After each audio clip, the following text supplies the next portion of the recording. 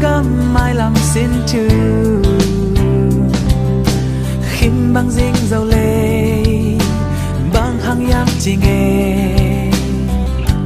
dầu ta tê đâu gà xoát ta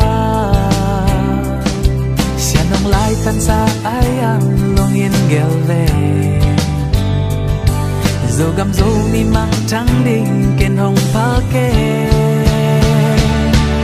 xin lấy xiêm đinh lê mi nặng tê khoa đinh nghìn cắt chung cắt tao na u hồng ngay in tốt ba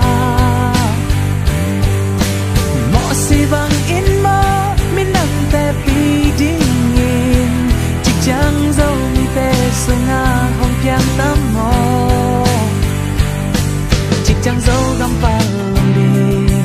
chỉ chẳng dâu mi non sa đinh lòng yên gheo về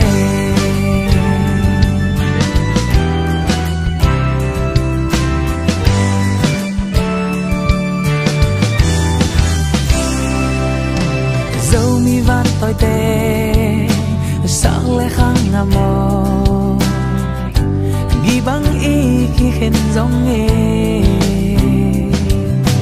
tuy băng gom non đi lại lung nghĩa lo về từng xiên mang lên băng bel ni xe nó lên băng hong xuống in dâu mi tê sâu pa hong pia in hong lang sang in tâu pa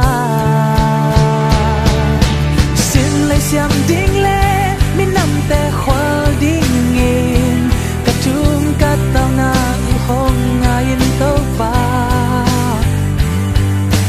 mò si bang in ma mi nằm tê pi đinh nghìn chỉ chẳng dâu mi tê sung nga hong piang tâm mò chẳng dâu gam pha liền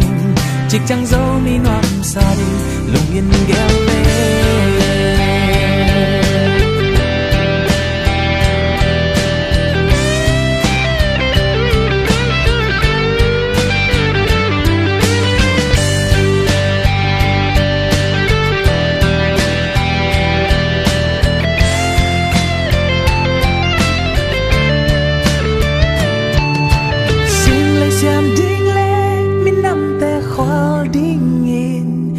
chung cắt tao na u hong nga in tâu pa mò si bang in mò min nằm tê pi đinh nghìn chỉ chẳng dâu mi tê sung nga hong piang tâm mò